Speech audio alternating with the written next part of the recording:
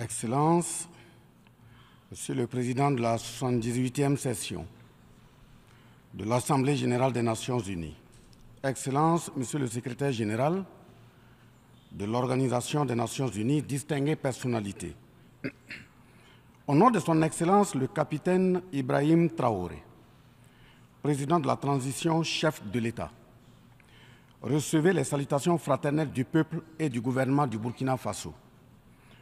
Au nom du peuple burkinabé, je m'incline respectueusement sur la mémoire des grands leaders dans le monde qui ont fait rêver et espérer d'une société humaine juste et équitable à travers leur engagement, détermination et esprit de sacrifice. Je cite notamment Fidel Castro de Cuba, Patrice Émeric Lumumba du Congo, Modibo Keïta du Mali, Ruben Unyobé et Félix Moumié du Cameroun, Sylvanus Olympio du Togo, Che Guevara de l'Argentine, Martin Luther King et Malcolm X des États-Unis d'Amérique, Nelson Mandela de l'Afrique du Sud, Jomo Kenyatta du Kenya, Amilcar Cabral de la Guinée-Bissau et des îles Cap-Vert, Marianne Ngouabi du Congo-Brazzaville, le capitaine Noël Isidore Thomas Sankara du Burkina Faso, etc.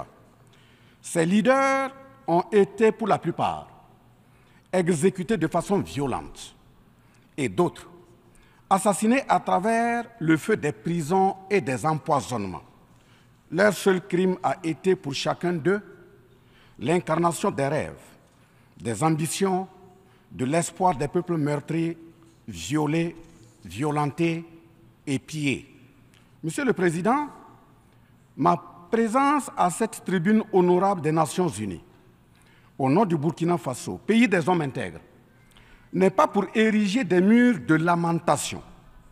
Je ne suis non plus pas là pour vous livrer un discours de convenance, mais j'ai été plutôt mandaté en sacrifice pour vous dire que le mensonge d'État, l'hypocrisie diplomatique, la boulimie du pouvoir, la recherche effrénée du gain, l'esprit démoniaque de domination et d'exploitation de l'homme par l'homme sont les vraies plaies qui gangrènent notre vivre ensemble et font courir toute la société à sa perte, y compris donc notre organisation, l'ONU.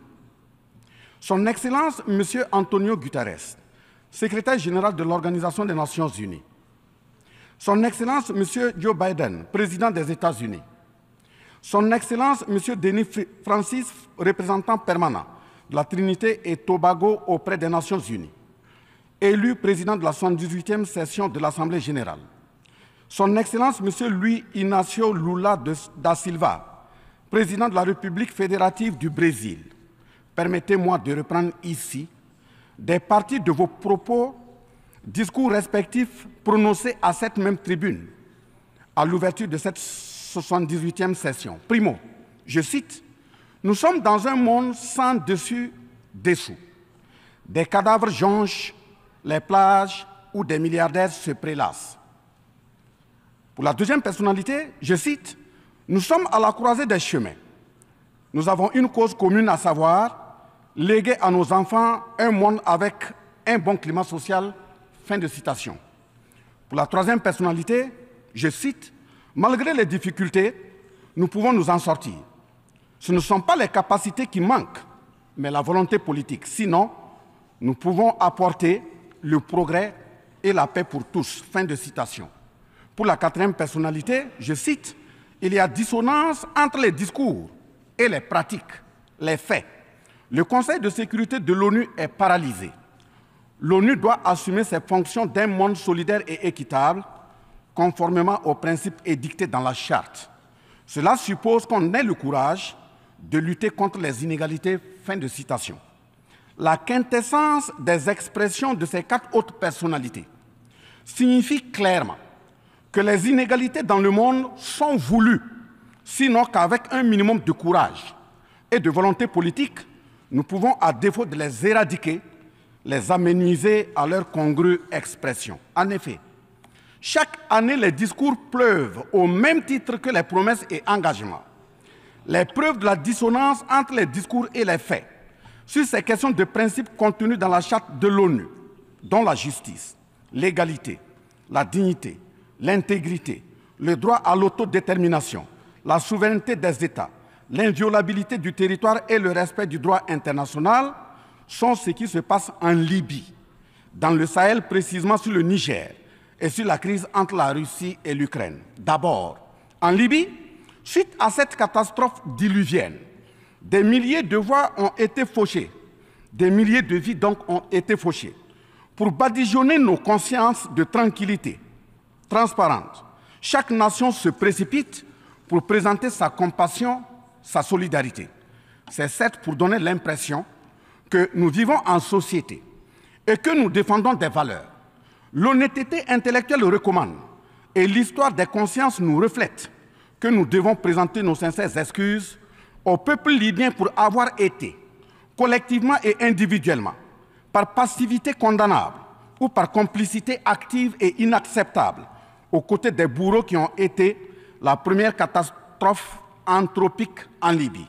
C'est cette catastrophe qui a mis la Libye à genoux en la saccageant et tuant son guide avant que les eaux de déluge ne viennent l'endeuiller davantage. Et malheureusement, à la tête de cette catastrophe humaine était l'ONU sous la résolution 1970. Et le silence coupable voit la complicité de la CEDEAO et de l'Union africaine. Cette macabre intervention, avec la France de Nicolas Sarkozy en tête, a liquidé le guide libyen, le colonel Muammar Kadhafi, le 20 octobre 2011.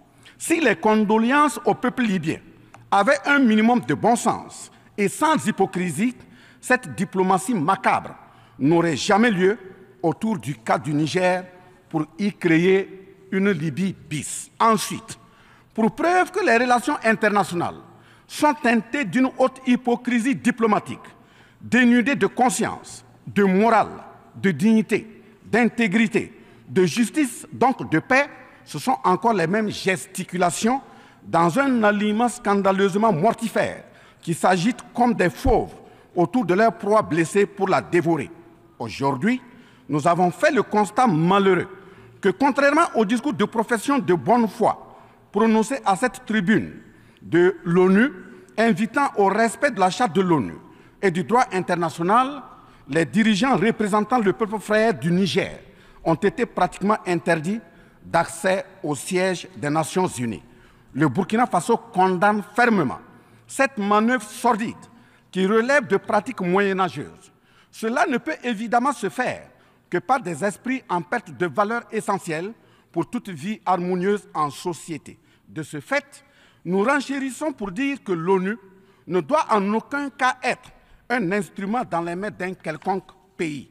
Les leaders panafricanistes qui se sont battus pour l'unité africaine, nos grands-parents qui sont tombés dignement sous les balles assassines des colons, les dignes fils africains qui se sont sacrifiés pour l'honneur sur le continent et qui ont lutté férocement contre la traite négrière et le néocolonialisme, ont eu leur sommeil de guerriers perturbé pour avoir entendu qu'une poignée d'enfants égarés de l'Afrique tiennent le Niger, telle une boule de coton, à l'envahisseur afin qu'il y mette le feu. Oui, cher continent africain, une poignée de tes enfants a décidé de t'humilier et de te vilipender à travers le mensonge éhonté d'État, en commençant par le Niger. Par conséquent, je lance un appel vibrant et solennel au peuple sénégalais, béninois, nigérien, ghanéen, tchadien, ivoirien, comorien, bissau-guinéen et tous les peuples d'Afrique à se mobiliser davantage dans la fraternité et la solidarité africaine afin d'éviter que les impérialistes mettent le feu au Niger, comme le cas de la Libye. Monsieur le Président, Monsieur le Secrétaire général, distingué personnalité, j'insiste à cette tribune de l'ONU et devant le monde entier que la CEDEAO, l'Union africaine et l'ONU doivent impérativement se muer en des organisations véritables des peuples en lieu et place de structures d'une minorité de chefs d'État. Elles ne doivent pas être utilisées et instrumentalisées pour déstabiliser des pays frères en assassinant leurs leaders. Ce n'est qu'à ce prix que la charte de l'ONU et le droit international auront un sens. Enfin, parlant de la charte de l'ONU et du droit international, un conflit entre la Russie et l'Ukraine est entretenu et voulu par certaines puissances. Ainsi, plusieurs pays occidentaux, notamment les États-Unis et l'Union européenne, y ont déversé toutes sortes de soutien, notamment militaire. Les populations civiles ukrainiennes, engagées comme volontaires, dont certains pilotent même des chars, sont félicités et traités de patriotes. Le Mali, le Niger et le Burkina Faso font face à une guerre qui leur a été imposée par l'impérialisme sous le couvert de terroristes de tout acabit, sémant terreur et désolation. Malgré l'existence de cette même charte des Nations Unies, avec ses principes d'égalité, de justice d'une part, et d'autre part, le même droit international invoqué à cette tribune de l'ONU, il y a nettement un fossé abyssal dans le traitement des questions. En effet, prenant le cas du Burkina Faso, les populations civiles, face aux incursions barbares et meurtrières des terroristes, ont décidé de s'engager aux côtés des forces de défense et de sécurité. Ces populations ainsi engagées, formées et encadrées par les FDS, sont appelées des volontaires pour la défense de la patrie. Ainsi, au Burkina Faso, nous avons 58 000 VDP, dont 42 000 VDP communaux et 16 000 VDP nationaux, qui combattent sur tous les fronts aux côtés des forces de défense et de sécurité, formées, encadrées, orientées par elles. Celles-ci n'agissent que sur instruction et surveillance des FDS et conformément à des textes réglementaires en vue de protéger leur vie et leurs biens. Ce sont ces patriotes que certains chefs d'État de la CEDEAO et de l'Union africaine, sur instrumentalisation de puissances impérialistes capitalistes, tentent de faire croire à la communauté internationale que ce sont des milices. C'est cela le mensonge éhonté d'État. Monsieur le Président, si la communauté internationale était honnête et sincère dans son engagement contre le terrorisme, il ne perdurera point, de sorte à ce que des populations civiles s'engagent et se forment pour assurer leur propre défense. Parlant d'un manque de franchise de cette communauté internationale, voici les exemples. Premièrement, lorsque le Mali, le Burkina Faso, le Niger et d'autres pays se sont organisés sur leurs frontières communes en mutualisant leurs forces pour faire face au terrorisme, la France est venue de nulle part imposer son instrument qu'est le G5 Sahel. Aujourd'hui, la CEDEAO, qui a subitement une force d'intervention pour établir des démocraties, a annoncé un apport de 2 milliards de dollars US. Mais à la création de cette G5 Sahel, jusqu'à nos jours, à sa vaporisation, cette CEDEAO n'a pu débourser que 25 millions de dollars, 25 millions de dollars US. Où est donc le sérieux dans la défense des vies humaines prônée par la Déclaration universelle des droits de l'homme et des peuples? Deuxièmement, le Burkina Faso subit des sanctions cyniques suite au coup d'État du 30 septembre 2022. Cette nébuleuse dite communauté internationale, sous l'impulsion de la France qui est passée par ses valets locaux en Afrique, a tenté d'abord de faire nommer un Premier ministre au Burkina Faso en vain. Ensuite, ils sont passés à l'imposition de ministres dans des postes stratégiques au sein du gouvernement burkinabé en vain. Et enfin, ils ont négocié le maintien des relations afin que le capitaine Ibrahim Traoré mette en œuvre tout ce qu'ils décideront, condition sine qua non d'une durée à souhait au pouvoir. L'ayant aussi refusé, au nom de l'intérêt supérieur de son peuple, une avalanche de mesures répressives, de menaces, de tentatives de coup d'État, manœuvres immorales sont en élaboration dans des laboratoires criminels. Et malheureusement, toutes ces manœuvres et missions macabres sont pilotées en marionnettes téléguidées par des personnages de couloir présidentiel africains. C'est ainsi que même cette fameuse initiative d'Accra, sans le Mali, n'a pas fait long feu. Troisièmement, en plus des coupures d'aide, d'annulation de conventions de formation de nos forces de défense et de sécurité, nous assistons au blocage de notre matériel militaire, commandé avec la sueur de nos compatriotes, toujours sous l'impulsion de la France. En exemple, pour les vecteurs aériens nécessaires pour le contrôle et la défense du territoire, nous avons eu un contrat avec le Brésil, dont la licence d'armes devait provenir de la Belgique, et le système de navigation de tir ainsi que des caméras des États-Unis d'Amérique, puis un moteur du Canada. Ces moyens sont aujourd'hui fallacieusement et cyniquement bloqués. Vous parlez de défense des droits humains à cette tribune de l'ONU. Je vous invite donc à nous livrer incessamment nos armes pour la défense et la protection de nos populations meurtries. En tout état de cause, vous êtes solennellement saisis. Et si rien n'est fait, l'histoire vous tiendra responsable de non-assistance à personne en danger. Monsieur le Président, Monsieur le Secrétaire général, ce tableau peu reluisant de cette communauté internationale, caractérisée par la non-assistance à États en proie au terrorisme, l'hypocrisie internationale, la suprématie de quelques puissances au sein de l'ONU, la complicité au pillage de l'Afrique, etc., ne commande-t-il pas la traduction de cette communauté internationale devant la Cour pénale internationale? En un mot, notre sécurité sera assurée par nous-mêmes en priorité et non par quelqu'un d'autre. Sur la question de la présence de Wagner au Burkina Faso, chantée par une certaine presse téléguidée depuis l'Élysée, je répondrai ceci. Oui, Monsieur le Président, c'est nous les Wagner du Burkina Faso. Oui, ces braves forces de défense et de sécurité et volontaires pour la défense de la patrie sont les Wagner du Burkina Faso. Par conséquent, du haut de cette tribune de l'ONU, je magnifie le sacrifice de tout patriote au nom de l'intérêt national. Je salue vivement la mémoire de tous ceux qui sont tombés les armes à la main et magnifie le courage et l'intégrité de ceux qui sont toujours en vie et foncent inexorablement et de façon sacrificielle vers la victoire de notre peuple et la sauvegarde de notre patrie.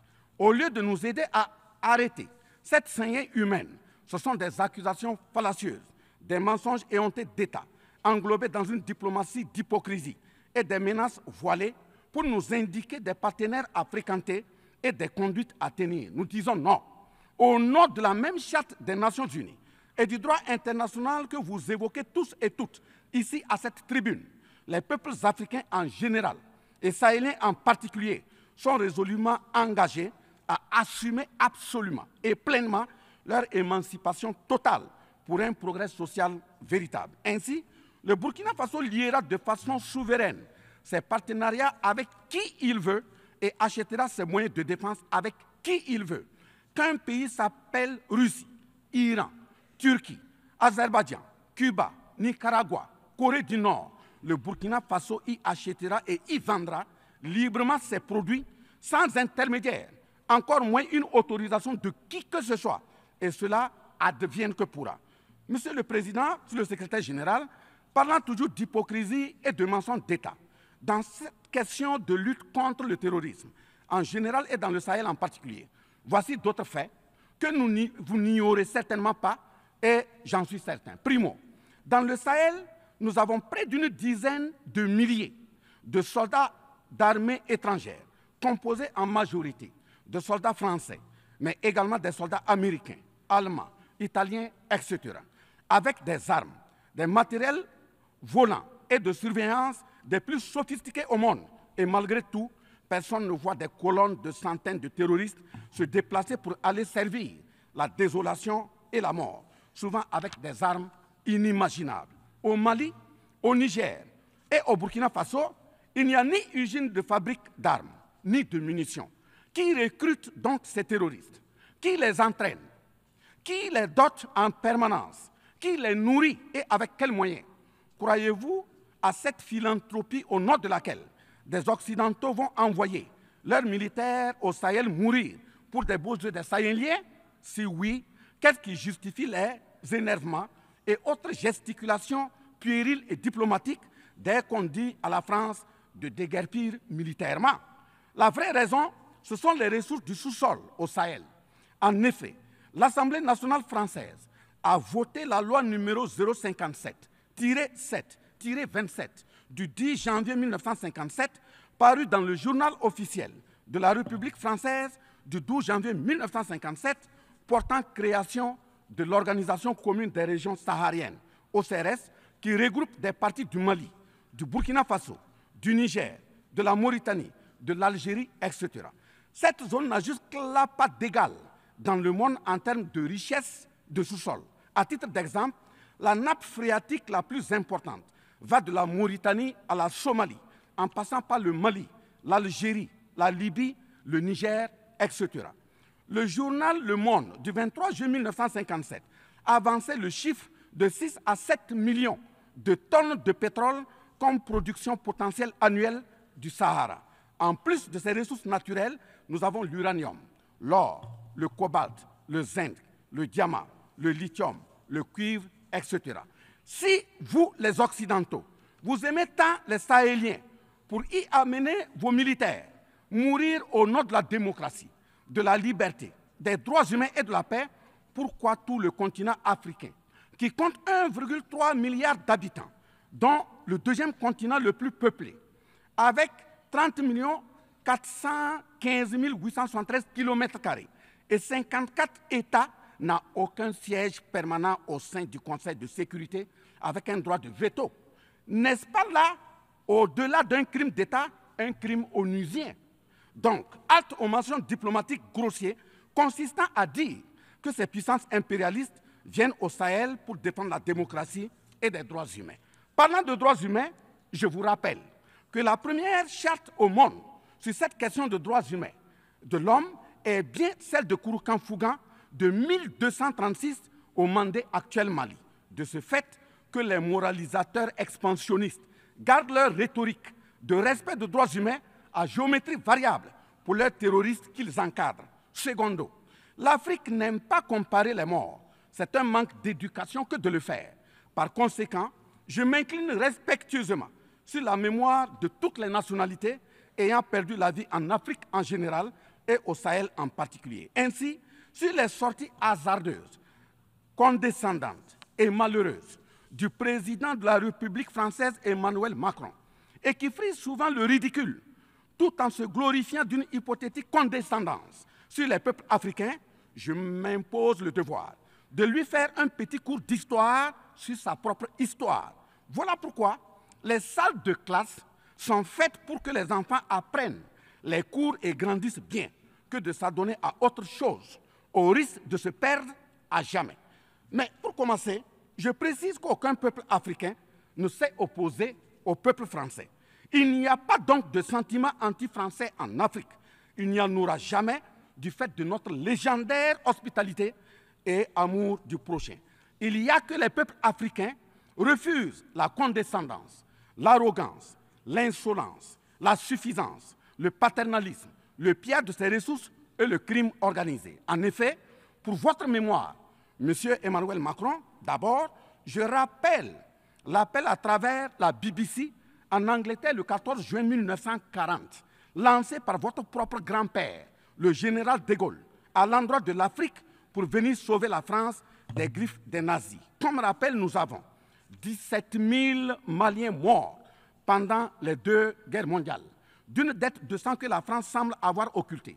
S'ils le veulent, qu'ils aillent dans le livre, confère livre de Bakary Kamia, professeur agrégé de l'université Sorbonne. J'ajoute dans ce même document, à la page 344, au tableau 21, les vétérans soudanais des 2 guerres. Il en résume un total du Burkina Faso, du Mali et du Niger à 82 208 combattants qui sont tombés. Et au niveau de l'Afrique occidentale française, il y a eu 154 519 combattants mobilisés, qu'ils se confèrent donc aux sources Henri Léger, rapport de fin de mission en AOF Dakar, le 13 juin 1950, archives du Sénégal, code 4 D 68, entre parenthèses 89, voire annexe 5. Ensuite, le 17 novembre 1986, François Mitterrand, président français d'alors, en réponse au capitaine Thomas Sankara, disait ceci, je cite, « L'Afrique a été pillée. J'ai parlé de matières premières. J'aurais dû parler des hommes. Pendant des siècles, on vous a exploité humainement. On a volé vos hommes, vos femmes, vos enfants. On s'est servi de vous. Je comprends votre refus, votre révolte, et j'approuve votre combat. Vous avez raison de refuser d'être un continent sacrifié. Le moment est venu où vous devez vous-même développer vos économies à partir de ces biens et de ces hommes. Et le devoir de ces pays qui ont profité abusivement du travail africain, c'est de restituer à l'Afrique une part de ce qui a été pris au travers des siècles derniers. » Fin de citation. Effectivement, l'Afrique a toujours été vachement pillée, mais elle reste riche en hommes, en valeur et en richesse minière. Pour preuve, parlant de ses ressources minières, l'Afrique, c'est 30% des ressources minérales mondiales, 40% des réserves d'or, 33% des réserves de diamants, 80% des réserves de coltan, 60% des réserves de cobalt, 55% des réserves en uranium, etc. C'est pour la défense ferme de cette Afrique que la jeunesse africaine est plus que jamais debout. Monsieur Macron, avez-vous encore besoin d'un peu d'histoire pour vous remémorer? Enfin, bien avant cette sortie regrettable et donc malheureuse du président français Emmanuel Macron, il s'était attaqué, comme tant d'autres de ses compatriotes politiciens, à la maternité africaine. Et là aussi, je tiens à lui rappeler que l'Allemagne compte 80 millions d'habitants environ sur une superficie de 347 000 km² face au Congo, qui a 95 millions d'habitants sur une superficie de 2 345 000 km². Deuxièmement, la Belgique compte 11 millions d'habitants sur une superficie de 30 000 km² face au Gabon, qui a 2,5 millions d'habitants sur une superficie de 267 000 km². Troisièmement, la France compte 68 millions d'habitants sur 672 329 km² face à la Namibie, qui compte 2,5 millions d'habitants sur une superficie de 825 000 km². C'est fort de tout ce qui précède que, justement, Aimé Césaire, paix à son âme, disait, je cite, « L'Afrique est le seul continent au monde où les populations chantent et dansent et applaudissent pour ceux qui les appauvrissent, les affament et les torturent. Le malheur de l'Afrique, c'est d'avoir rencontré la France. » Fin de citation. Certes que l'Occident a violenté, volé et violé l'Afrique. Quelle est notre part de responsabilité en tant que dirigeants africains? N'est-ce pas nous, dirigeants africains, qui prêtons le flanc pour qu'on nous piétine? En effet, nous avons abandonné notre identité pour ne rien être. Nos noms ont disparu pour faire place à d'autres noms importés et qui ne collent pas à nos réalités. Il nous faut reconquérir notre culture. Nous avons singé en copiant l'Occident, en monogamie. Voilà qu'aujourd'hui, on veut nous faire croire que des contre-valeurs, des attitudes contre la nature relèvent du ressort de la liberté. Il ne sera pas question d'homosexualité en Afrique. Je le répète, il ne sera pas question d'homosexualité chez nous. Monsieur le Président, ce qui vient d'être décrit sont les étiquettes profondément malheureuses d'une ONU aujourd'hui résumée qu'à sa portion de forme, car 1,2 milliard de personnes sont plongées dans la misère. 2 000 milliards de dollars US dans l'armement. 20 fois le budget de l'ONU dans le nucléaire. Sur les questions de développement, l'Afrique reçoit du FMI et de la Banque mondiale 34 milliards de dollars contre 160 milliards de dollars pour l'Occident. La paralysie du Conseil de sécurité de l'ONU, la paralysie de l'Organisation mondiale du commerce, la montée des tensions suite au repositionnement géostratégique. L'Organisation mondiale du commerce également encore bloquée. Le Fonds monétaire international, FMI et la Banque mondiale qui fonctionnent en véritable usurier. L'Organisation mondiale de la santé qui est de plus en plus dominée par les firmes pharmaceutiques de rente, donnant ainsi une priorité commerciale que sociale aux vaccins tels que le vaccin contre la Covid-19. L'ONU qui devient de plus en plus l'ombre d'elle-même de par les tentatives de sa prise en otage par un conglomérat de puissances internationales impérialistes, brouillant ainsi la clarté et le sérieux dans ses prises de position, etc. Par conséquent, les peuples africains en général, et sahéliens en particulier, se battront vigoureusement pour que la CEDEAO, l'Union africaine et l'ONU soient des institutions au service véritablement des peuples du monde pour leur profonde émancipation et le progrès social véritable.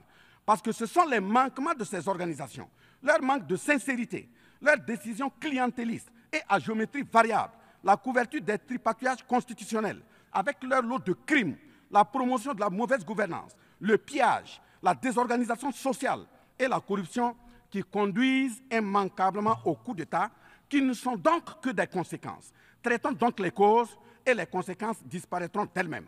Mais si nous continuons avec ce jeu de l'Autriche, à la diplomatie d'hypocrisie, aux mensonges éhontés d'État, aux crimes organisés, au tripatouillage constitutionnel et à la fabrication de l'armée à la tête de nos États africains, même l'ONU risque de ne pas échapper à un coup d'État. À bon entendeur, salut. Dans ce sens,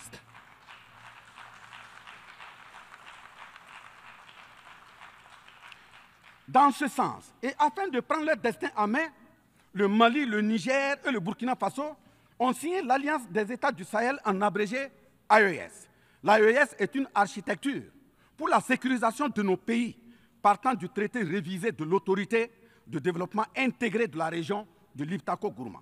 Prenant en compte la situation sécuritaire et surtout le manque de franchise dans le partenariat, il s'agit de compter sur nos propres ressources en recherchant la mutualisation de nos moyens et à œuvrer à faire disparaître les discontinuités dans les espaces de manœuvre opérationnels. Monsieur le Président, je vous signifie avec force et fermeté, dans une haute et intelligible voix que, primo, nous, peuple africain, sommes foncièrement démocrates. Pour preuve, notre attachement à la dignité humaine transcende la démocratie. Ce que nous refusons, c'est moins donc la démocratie que le piège de la démocratie qui nous est tendu. Ainsi, la démocratie électoraliste s'est avérée un moyen de contrôle de nos États à travers le jeu de chaises musicales de dirigeants très souvent imposteurs, corrompus, voleurs, violeurs de constitution, car étrangers au seul intérêt de nos États africains qui vaillent. Secondo, nous, Africains, sommes-nous aujourd'hui reconnus dans notre dignité d'homme, au sens de « un homme égal à un homme » La réponse assurément est non, au-delà des convenances circonstanciées, pour nous endormir et mieux nous asservir. Triste pour le continent noir, reconnu scientifiquement comme berceau de l'humanité, mais dans la réalité humilié, placé sous contrôle dominé. Des indépendances factices aux guerres fratricides, de la démocratie électoraliste aux aides biaisées, des guerres de rapine au terrorisme malicieusement fabriquées, entretenues et injectées dans nos contrées africaines, notamment au Mali, au Burkina Faso et au Niger. Il y a une seule constante, nous dominer, maintenir le pied sur notre cou, tel le cas de notre malheureux frère George Floyd aux États-Unis, ici même. Est-ce cela la démocratie? Et il se trouve des partisans de cette conception étriquée de la liberté pour justifier intellectuellement l'asservissement et la barbarie contre nos peuples en lutte pour leur dignité et leur souveraineté au nom d'un principe paradoxal de liberté qui, in fine, assassine la liberté. Oh liberté, quel crime n'a-t-on pas commis en ton nom? C'est pourquoi nous décidons désormais de dire non.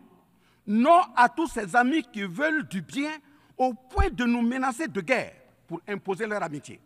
Nous adapterons notre démocratie tant brandie et chantée par des loups dans des pots de bélier afin de sécréter par nous-mêmes le leadership politique adéquat pour nos peuples en vue de leur bonheur. Oui, l'émancipation totale et le progrès social véritable pour nos peuples constituent la finalité de toute action, qu'elle soit politique, économique, socio-culturelle et ou sécuritaire. Troisièmement, les peuples africains en général, et ceux sahéliens en particulier, ont découvert des chaînes d'aliénation économique, sécuritaire, socio-culturelle matérialisées en accord secret avec la France et sont engagés à les casser pour leur émancipation véritable. Ce sont entre autres, premièrement, la dette coloniale. Nous n'allons pas fermer les yeux et la payer tout en laissant nos populations mourir de faim et de soif, et voire de maladie. Deuxièmement, la question de la monnaie dont le franc CFA, appelé franc des colonies françaises d'Afrique, n'est pas une priorité africaine. Au plan juridique, la propriété est le droit de jouir et disposer des choses de la manière la plus absolue. Confère article 544 du Code civil français chez eux-mêmes.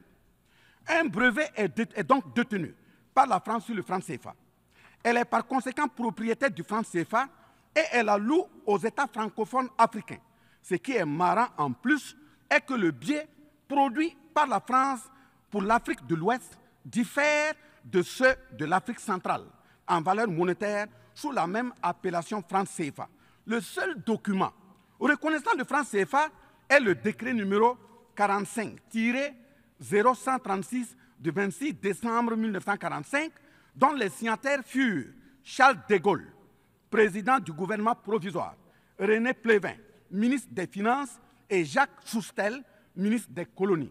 Quatrièmement, la priorité aux intérêts aux entreprises françaises dans les marchés publics et appels d'offres publics, c'est terminé. Cinquièmement, le droit exclusif de fournir des équipements militaires et de former les officiers militaires des colonies, là également, c'est terminé, etc. Quatrièmement, personne n'applaudit un coup d'État. Mais si nous ignorons que ces coups d'État sont souvent des conséquences de la mauvaise gouvernance et des tripatouillages constitutionnels pour s'offrir des mandats supplémentaires. Il y en aura toujours. Donc, ayons la lucidité de combattre les vraies causes en restant exigeants sur le respect des règles démocratiques et de la bonne gouvernance. Cinquièmement, les peuples africains ne sont pas opposés au peuple français, mais c'est plutôt la politique française, pleine de condescendance, qui est rejetée. En effet, la France, en refusant le rapatriement de son ambassadeur récusé au Niger, est une violation du droit international, notamment l'article 9 alinéa 1 et 2 de la Convention de Vienne sur les relations diplomatiques de 1961. En décidant de l'interdiction des artistes du Burkina Faso, du Mali et du Niger en France, c'est une méconnaissance très grave de la portée culturelle en tant que moteur d'équilibre familial, communautaire, voire national. L'artiste est un médecin du psychique, même à distance. En déclarant qu'ils ne veulent pas de chômeurs, de migrants, de voleurs, etc. en France, nous en Afrique en général, et au Sahel en particulier, ce sont les producteurs de chômeurs et de voleurs via le pillage cynique de nos ressources que nous ne voulons pas. Mais sincère reconnaissance au peuple du monde, à l'ensemble des personnalités à tous les niveaux dans le monde qui comprennent et accompagnent le Burkina Faso, le Mali et le Niger dans cette montée, certes difficile, mais s'adresse totale sur le chemin de la pleine émancipation, l'expression de la dignité, de l'honneur, de la liberté, de l'égalité, de la prospérité, de la justice et donc de la paix. Face à la situation que traverse le Burkina Faso, le gouvernement burkinabé a mis en œuvre des actions vigoureuses à travers l'adoption d'un nouveau plan de développement, le plan d'action pour la stabilisation et le développement, et ses 4 axes prioritaires qui sont, premièrement, la lutte contre le terrorisme et la restauration de l'intégrité territoriale. Deuxièmement, la réponse à la crise humanitaire. Troisièmement, la réponse de l'État à l'amélioration de la gouvernance. Et pour terminer, le dernier élément, la réconciliation nationale et la cohésion sociale. Ces efforts visent à offrir à la population burkinabé de meilleures conditions de vie, tout en saluant l'ensemble des partenaires à travers le monde qui nous accompagnent. Nous invitons vivement ceux qui sont toujours dans le doute ou tétanisés par des rapports au contenu faux qu'ils sont les bienvenus au Burkina Faso, à condition que le partenariat cadre avec la vision de la transition résumée dans ces 4 axes. Vive l'ONU, vive la 78e session, vive les peuples en lutte, vive la solidarité entre les peuples, vive l'Afrique libre, vive l'Alliance des États du Sahel, vive le Burkina Faso, la patrie ou la mort, nous vaincrons. Je vous remercie.